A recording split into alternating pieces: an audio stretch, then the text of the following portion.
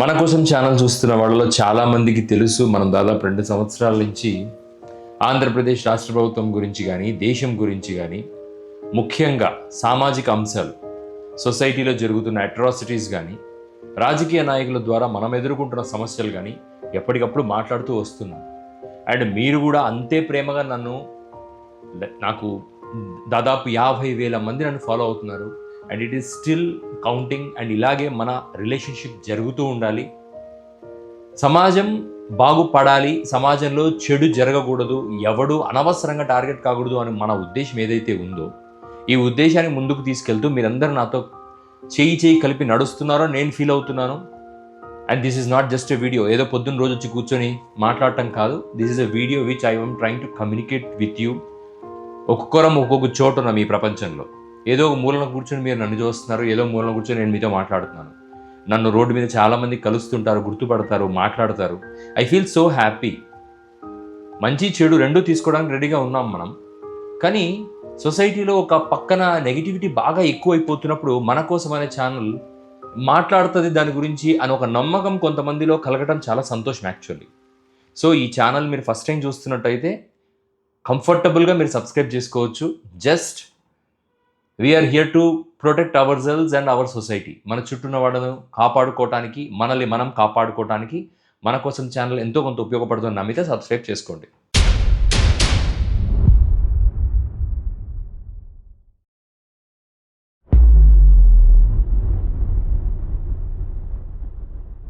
ముఖ్యంగా మన కోసం అనే channel mostly targets the political motives to divide and rule the society.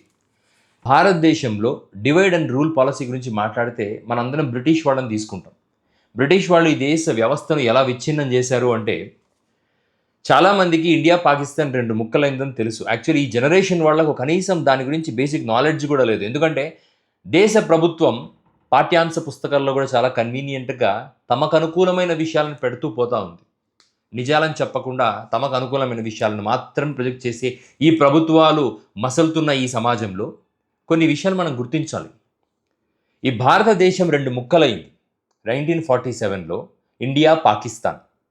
ఈ రోజుకు మనలో నాటుకుపోయిన హేట్రెడ్నెస్ టువర్డ్స్ పాకిస్తాన్ కానివ్వండి, లేదా వాళ్లకు మన మీద ఉన్న హేట్రెడ్నెస్ కానివ్వండి, ఈ మధ్యనే కాస్త తగ్గింది. ఒక 5-10 సంవత్సరాల క్రితం నుంచి ఎవరి జీవితాలు వాళ్ళకి ఇంపార్టెంట్ అయినాయి, ఎకనామిక్ పాలసీస్ ఇంపార్టెంట్ అయినాయి.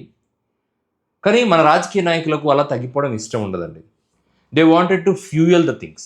కేంద్ర ప్రభుత్వం కానివ్వండి, రాష్ట్ర ప్రభుత్వం కానివ్వండి. కేంద్ర ప్రభుత్వం అనుకోండి, టెర్రరిజం పేరుతో అటు పాకిస్తాన్ మధ్య, ఇండియా మధ్యన చిచ్చు పెడతానే ఉంటారు.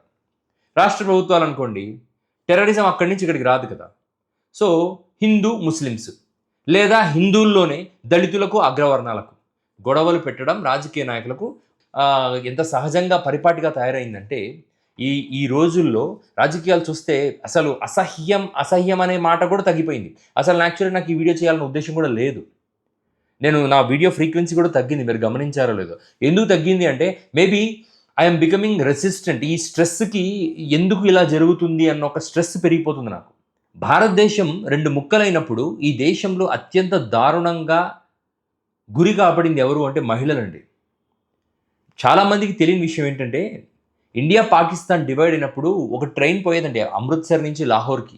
అప్పుడు భారతదేశం అంతా ఒకటేలా, పాకిస్తాన్ కూడా ఇండియాలోనే ఉండేది. ఆ టైంలో ఇండియా నుంచి వెళ్ళే ట్రైన్లో మన భారతీయులు, మన హిందువులు ముస్లిం మహిళల్ని రేప్ చేసి ట్రైన్లలో గుట్టలుగా పారేస్తే ఒక ట్రైన్ పాకిస్తాన్కి వెళ్ళేది. అది చూసి ఆ రేజ్తో వాళ్ళు మన హిందూ మహిళల్ని, అక్కడున్న మహిళల్ని గుట్టలుగా రేప్ చేసి మర్డర్లు చేసి పంపిస్తే అదే ట్రైన్ మళ్ళీ ఇండియాకి వచ్చేది. ఈ విషయం ఎంతమందికి తెలుసు? ఒక ట్రైన్, దాని ఘోస్ట్ ట్రైన్ అనే పిలిచే పరిస్థితి. అంటే మన ఇంట్లో మహిళలను అటుపక్క నుంచి ఇటుపక్కకు, ఇటుపక్క నుంచి ఇటుపక్కకు రేప్ చేసి పంపించారండి. రేప్ చేసి చంపి పంపించారు. పిల్లలతో సహా, పెద్దలతో సహా అందరిని చంపి పారేశారు. ఎంతోమంది పెద్దవాళ్ళు, ఇళ్లలో ఉండే పెద్దవాళ్ళు చిన్న పిల్లల పీకలు కోసేశారు. ఎందుకంటే వాడి చేతిలో పడిన ఆ బిడ్డ నలిగిపోకూడదు అని. ఇంత దారుణమైన స్టేజ్నే భారతదేశం చూసింది. నాకు తెలిసి ప్రపంచంలోనే అన్డాక్యుమెంటెడ్ దమనకాండ అది. ఇది ఏ పత్రికలు కూడా పెద్దగా దీన్ని చూపించలేదు. ఎందుకు చూపించలేదంటే, they wanted to break the country. మన నాయకులలో కొంతమంది పెద్ద పెద్ద వాళ్ళందరికీ పాకిస్తాన్ వెళ్ళిపోవాలి, ఆ ముస్లిమ్స్ అంతా వెళ్ళిపోవాలని కొంతమందికి, అటుపక్కన వాళ్ళకు వీళ్ళతో వద్దు మాకు అని వాళ్ళు కొంతమంది. రాజకీయ నాయకుల ఐడియాలజికల్ డిఫరెన్సెస్తో ఇన్నోసెంట్ పీపుల్ మధ్యన చిచ్చు రగిల్చి తగలబడిపోయింది భారతదేశం ఆ రోజుల్లో. నేను మన వీడియోలో చాలాసార్లు చెప్తా వస్తున్నాను, ఎవడో ఒకడు ఎక్కడో చేసిన తప్పు మన జీవితాలలో రిఫ్లెక్ట్ అవుతుంది, మన ఇంటి పక్కన రిఫ్లెక్ట్ అవుతుంది. ఆ రోజు కూడా ఇండియా పాకిస్తాన్ ఆ డిఫరెన్సెస్లో ప్రతి ఒక్కడు రేస్తో ఆడవాళ్ళని డిస్ట్రాయ్ చేయలేదు, అవకాశాన్ని వాడుకున్నారు. ఆ కమ్యూనల్ రైట్స్ టెన్షన్స్ని వాడుకొని వాళ్ళకు ఎవరెవరి మీద అయితే కక్ష ఉందో, ఎవరెవరి మీద అయితే ప్రేమ ఉందో వాళ్ళ మీద అటాక్ చేసి వాళ్ళ కుటుంబాలను నాశనం చేశారు. ఎప్పుడు మనం ఒకటి గుర్తించాలి, సమాజాన్ని విచ్ఛిన్నం చేసే ఎలిమెంట్స్ ఆ ప్రయత్నం చేస్తున్నప్పుడు మనం మూకుమ్ముడిగా ఆ ప్రయత్నాన్ని ఆపాలి. లేదు అనుకోండి, దానివల్ల వాడు చేసే దుర్మార్గమైన చర్య వల్ల ఇంకెక్కడో ఎవరో ఎఫెక్ట్ అవుతారు. ఇప్పుడు మనం ఇండియా పాకిస్తాన్ గురించి మాట్లాడుకోవాల్సిన అవసరం ఏముంది, దాదాపు 78 సంవత్సరాలు అయిపోయింది కదా. అంటే India is still surviving that fracture in it's heart. ఇవాళ ఆంధ్రప్రదేశ్లో రఘురామకృష్ణంరాజు, ఈయన ఒక అగ్రవర్ణానికి చెందినవాడు అని చెప్పుకోబడుతున్నవాడండి. రాజుల కుటుంబం అంటైతండి. ఉండి అనే నియోజకవర్గానికి ఎమ్మెల్యే. ఇతన్ని ఏ పార్టీ అయినా ఎందుకు భరిస్తుందో నాకు ఈ రోజుకి అర్థం కావట్లేదు.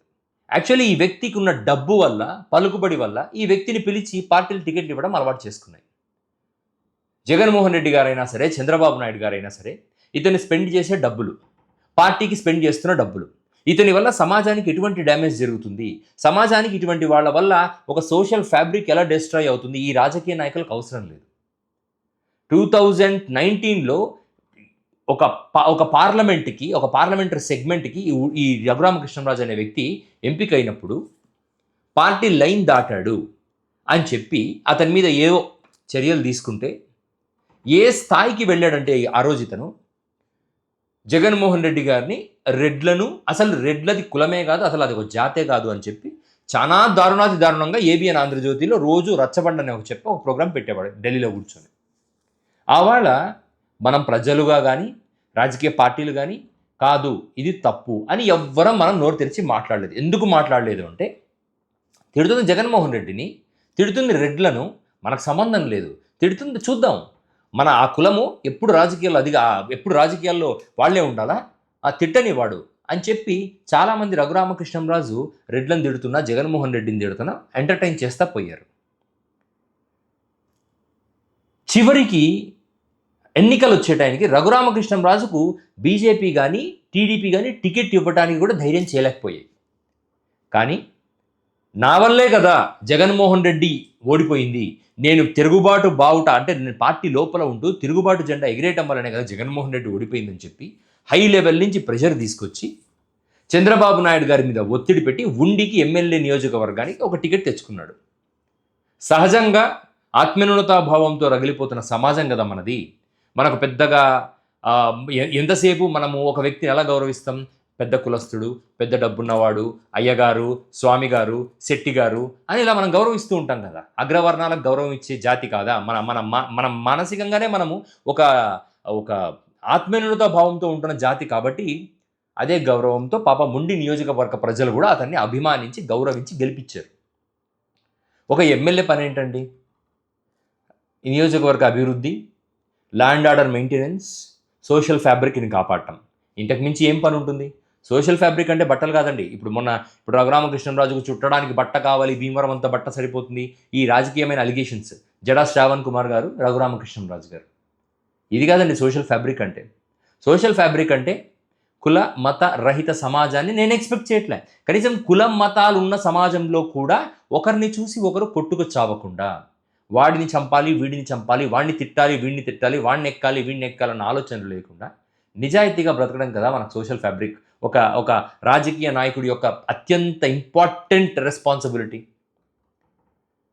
గత 6 నెలలుగా రఘురామకృష్ణంరాజు అనే వ్యక్తి ఏం చేస్తున్నాడండి రాష్ట్రానికి, ఏం చేస్తున్నాడండి సమాజానికి?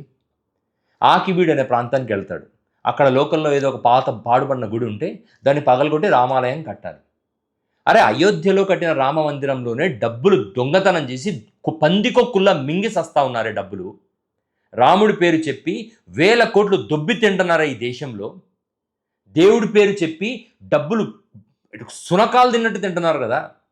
మనలో ఎంతమంది తిరుపతికి వెళ్ళి స్వామి పెళ్లి చేసుకున్నాడంట, స్వామి తన పెళ్లికి చేసిన అప్పును తీర్చడానికి ఈ కలియుగం అంతా మనం డబ్బులు కట్టాలని ఒక మిత్తిని క్రియేట్ చేసి మనం పోయి ఆ స్వామికి డబ్బులు కడితే అక్కడ వ్యవస్థలు రన్ అవుతున్నాయి. అక్కడ ఎంతమంది దోచుకొని తింటున్నారో ఆ వెంకటేశ్వర స్వామికి మాత్రమే తెలుసు, లేదా దోచుకొని తింటున్న విధంగా మాత్రమే తెలుసు. దర్శనాల పేరుతో మోసం, ప్రసాదాల పేరుతో మోసం, ప్రసాదాల పేరుతో రాజకీయం. దేవుడు అనేవాడు మన పూజా గదిలో ఉండాలి, మన మనసుల్లో ఉండాలి, మన గుండెల్లో ఉండాలి. మనకు ధైర్యం ఇవ్వడానికి దేవుడు, కానీ ఈ రాజకీయ నాయకులకు రాజకీయాలు చేసుకోవడానికి ఒక అంశం అయిపోయాడు.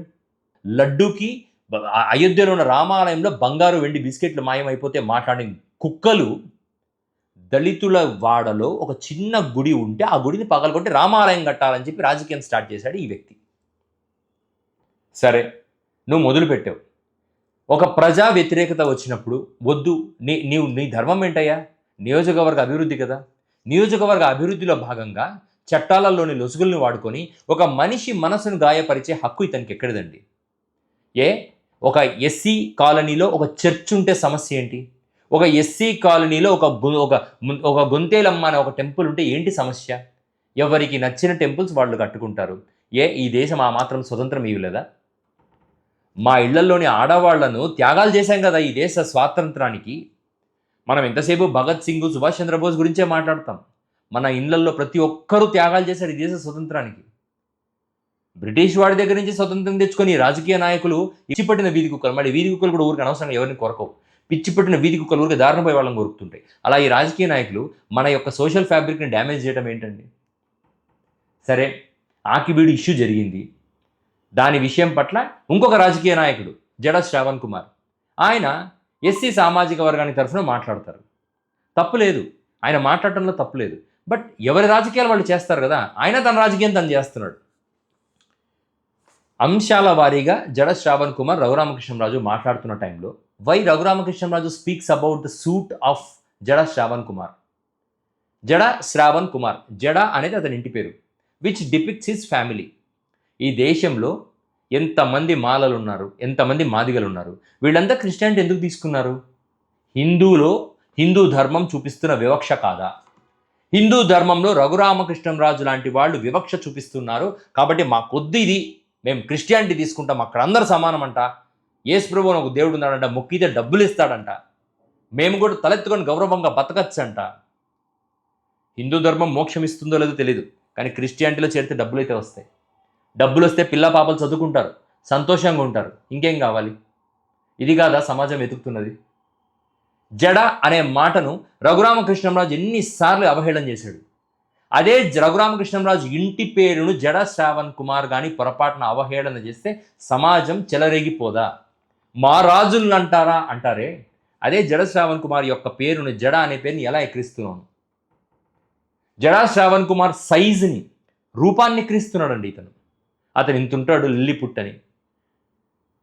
అయితే ఇప్పుడు ప్రతి ఒక్కరూ వాళ్ళ బాలేని పెళ్ళాలనో బాలేని మొగుళ్ళనో వదిలేసి వాళ్ళకు అటు బాలేని వాళ్ళతో కన్న పిల్లల్ని చంపేసి కేవలం అందమైన వాళ్ళను, మంచిగా కనపడుతున్న రూపలామణ్యం ఉన్న వాళ్ళతోనే సంసారం చేసి వాళ్ళతోనే పిల్లల్ని కానీ ఈ సమాజంలో వదలాలి రామకృష్ణరాజు గారు? ఒక మనిషిని శారీరకంగా మీరు టార్గెట్ చేయటం ఎంత తప్పు. దానికి ఆపోజిట్గా నిన్ను కోస్తే 4 ఊర్లకు సరిపోతావని శ్రావణ్ కుమార్. అయ్యా, మీ ఇద్దరికి నేను విన్నపం చేస్తున్నాను. ఏం మాట్లాడుకుంటున్నారు మీరు? మీకు తెలీదా you are destroying the social fabric of the society అని? ఇంత దారుణమైన మాటలు. ఇంకా ఒక స్టెప్ ముందుకెళ్ళి రఘురామకృష్ణరాజు మాంసం అమ్ముకునే కుటుంబం అనుకుంటా జడ శ్రావణ్ కుమార్ది, కాబట్టే మాంసం గురించి మాట్లాడుతున్నాడు. అయ్యా, పొద్దున్న లేస్తే మీరు మాంసం తినకుండా బయటికి వెళ్ళరే? ఆ మాంసం కొట్టేవాడు కటికవాడి దగ్గరికి వెళ్ళి మనం మాంసం కొట్టించుకొని వస్తామే, నవ్వుకుంటూ పంటి కింద విషం పెట్టుకొని వాడి దగ్గర మాంసం కొట్టించుకొని వస్తామా? నాకు తెలిసి సమాజంలో ఎంతోమంది మటన్ షాపుల దగ్గర, చికెన్ షాపుల దగ్గర నిలబడి మాట్లాడేవాడు భాష అనకుండా ప్రేమగా మాట్లాడతారే, ఏ కులం వాడని తెలియకుండా మంచిగా మాట్లాడతారే, మాకు ఎటువంటి ద్వేషం లేదే. ఎందుకు లాస్ట్కు ఒక మటన్ కొట్టేవాడి దగ్గర, చికెన్ కొట్టేవాడి మీదనో అంత దారుణమైన ద్వేషాన్ని పెంచుతున్నారు సమాజంలో? అంటే ఒకరిని చూసి ఒకరు ఆవేశంతో ఊగిపోయి బట్టలు చించుకొని కొట్టుకొని చచ్చిపోవాలా? మీకేంటండి, మీ చుట్టూ సిఆర్పిఎఫ్ 200 జవాన్లు ఉన్నారంట. మీరే చెప్తున్నారు, ఈయన చెప్తున్నాడు నన్ను ఎవ్వడేం చేయలేడు, నా చుట్టూ సిఆర్పిఎఫ్ ఉంది, లేపి పారేస్తారు. ఒక ఎమ్మెల్యే సమాజాన్ని బెదిరిస్తున్నాడు, నన్ను టచ్ చేస్తే నా చుట్టూ 200 మంది సిఆర్పిఎఫ్ ఆర్మ్డ్ ఫోర్సెస్ని లేపి పారేస్తారా మిమ్మల్ని అని. ఒక ఎమ్మెల్యే. ఎటుపోతుంది ఈ దేశం? బ్రిటిష్ వాడు కూడా ఈ దేశ రైతును నన్ను టచ్ చేసి చూడు, నిన్ను 200 మందితో చంపిస్తా అని చెప్పలేదండి.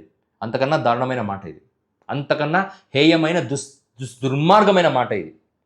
I'm worried, I'm terribly worried about this behaviour. And he was telling Pawan Kalyan home minister అవుతాడు, హోమ్ మినిస్టర్ అయినాక స్పెసిఫిక్గా ఈ నీలి కుమారులు ఆ రోజు కాన్స్టిట్యూషన్ రాసేటప్పుడు ఈ దేశపు బడుగు బలహీన వర్గాలకు కాన్స్టిట్యూషనల్ రక్షణ లేకపోతే వీళ్ళని ఎక్కడ కొట్టి చంపేస్తారో అన్న భయంతో ఆ రోజు అంబేద్కర్ ఈ రిజర్వేషన్ సిస్టమ్ని, ఈ ఎస్సీ ఎస్టీలకు ఒక ప్రొటెక్షన్ వ్యవస్థను ఏర్పాటు చేశారండి. ఒకవేళ ఆయన కానీ ఇది పెట్టకపోయి ఉంటే నిజంగా ఈ దేశంలో రఘురామకృష్ణరాజు లాంటి వాళ్ళు ఒక వ్యవస్థను లేకుండా చేసేవాళ్ళు, ఒక సెక్షన్ ఆఫ్ పీపుల్ని ఊచకోత కోసేవాళ్ళు. అటువంటి రాజ్యాంగం రాసిన తర్వాత కూడా మన ఆంధ్రప్రదేశ్లో కారంచేడులో జరిగిన సంఘటన ఎవరు మర్చిపోలేదు. ఊచకోత కోసారు. నేను ఇక్కడ ఎస్సీలను ఊచకోత కోసారని మాట మాట్లాడట్లేదండి, మనుషులను కోసారు. ఒక డివైడ్ క్రియేట్ చేసి వీడు చెప్పులు కుట్టుకునేవాడు, వీడు మటన్ కొట్టుకునేవాడు, వీడు ఆ పని చేసేవాడు, వీడు శవాలు కాల్చేవాడు, వీడు శవాలు ఎత్తేవాడు అని ఇటువంటి డివిజన్ క్రియేట్ చేసి వాళ్ళని దూరం పెట్టి అవసరం లేదు వాళ్ళ మీద కోపం వచ్చిందన్నప్పుడు పొడిచి పారేశారు వ్యవస్థలు. రాజ్యాంగం వాళ్ళని కాపాడుతుంది, ఒక రక్షణ కల్పించింది. ఆ రక్షణ ఉన్నా కూడా ఈ నీలి కుమారులు ఒకరిని కులం పెట్టి దూషిస్తే 1986 ఎస్సీ ఎస్టీ అట్రాసిటీస్ యాక్ట్లో కులం పెట్టి దూషిస్తే క్రిమినల్ చర్యలు. అంటే అక్కడ ఏంటి? కులం పెట్టడం కాదండి, దూషించటం. నువ్వు తక్కువ జాతి వాడివని దూషించటం. ఇప్పుడు నీలి కుమారులు అని చెప్పి రఘురామకృష్ణరాజు కొత్త టర్మ్ తీసుకొచ్చి ఇప్పుడు సమాజం అంతా వాళ్ళని చూసి ఆ నీలి కుమారులు మీరు అనాలా? ఒక వ్యక్తి సూట్ వేసుకుంటే, ఈ జడ శ్రావణ్ కుమార్ అనే వ్యక్తి సూట్ వేసుకొని, వాడు పొట్టుడు సూట్ వేసుకొని వస్తాడు. ఏం సార్ సూట్ వేసుకోకూడదా? A suit is only for higher caste పీపులా? అగ్రవర్ణాలకైనా పొరపాటున సూట్ వేసుకుంటే ఏమన్నా మీ కాళ్ళు ముక్కి ఇట్లా కాళ్ళు మొక్కుకొని మేము సూట్లు వేసుకోవాలా? లేదు కదా. సూట్ వేసుకోవటాన్ని కూడా ఎక్కిరిచ్చే స్టేజ్కి రఘురామకృష్ణరాజు రావటం. Is a deputy speaker and he is using the deputy CM as a shield. SC ST atrocity యాక్ట్ని దుర్వినియోగపరుస్తున్నారు ఈ దేశంలో. దీని మీద కేంద్ర ప్రభుత్వం చర్యలు తీసుకోవాలని పాపము డిప్యూటీ సీఎం పవన్ కళ్యాణ్ గారు మాట్లాడుతున్నారు. అంటే ఏం చేయమంటారు sir? SC ST atrocity act తీసేద్దామా? ఎస్సీ ఎస్టీ అట్రాసిటీ యాక్ట్ దుర్వినియోగపరుస్తుంది ఎవరండి? రాజకీయ నాయకులు.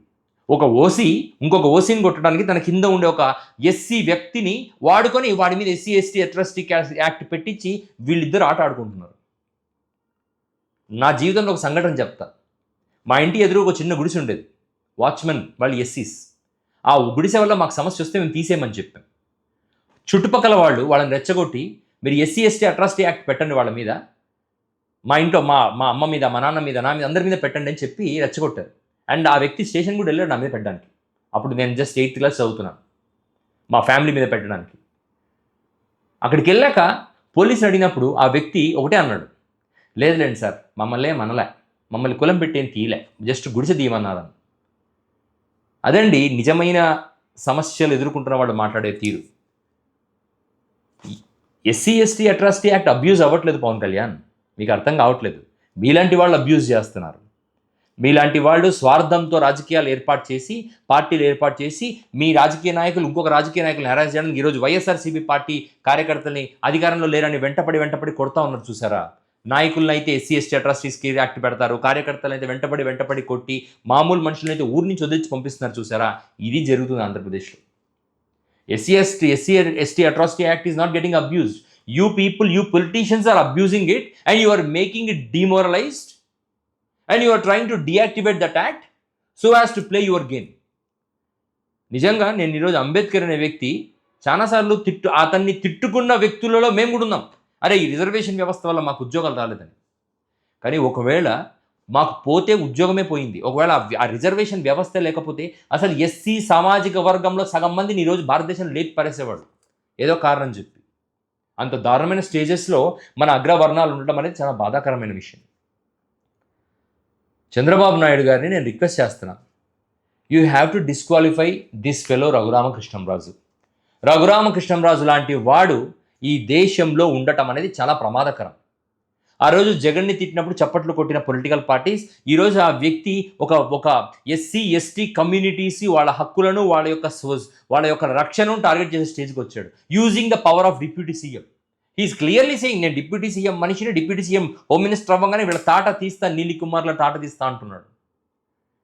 నేను ఆలోచించుకోమని చెప్తున్నాను, ప్రజలకు ఆలోచించుకోమని చెప్తున్నాను. We're not divided by caste, we're not divided by religion. Just మనము ఎలాగో ముక్కలు అయిపోయింది ఈ సమాజం. ఆ ముక్కలను కనీసం మన చావులకు తీసుకుపోని ముక్కలతో మనం బ్రతుకుందాం. పక్కనుండే ఒక ఎస్సీనో పక్కనుండే ఒక ముస్లింనో చూసి ఏడవకుండా నవ్వుకుంటూ కో ఎగ్జిస్ట్ అవుదాం. వీ నీడ్ నాట్ వాళ్ళ ఇంటికి వెళ్ళి వాళ్ళ పిల్లని మనం తెచ్చుకొని మన పిల్లని వాళ్ళకి ఇవ్వాల్సిన అవసరం లేదు. బట్ అట్లీస్ట్ కనపడితే నవ్వుకుంటూ మాట్లాడదాం వితౌట్ ఎనీ ఫిల్టర్స్. ఈ రాజకీయ నాయకులు మాట్లాడుతున్న మాటల్ని దయచేసి పట్టించుకోకండి. ఇటువంటి వ్యక్తుల పట్ల సమాజం విజిలెంట్గా ఉండాలి. ముఖ్యంగా జనసేనను ఫాలో అవుతున్న యూత్కి, కుర్రోళ్లకు, నేను జన సైనికులకు ఐఎమ్ రిక్వెస్టింగ్ యూ, బాబు మనందరం సమాజంలో కలిసి బతకాలి.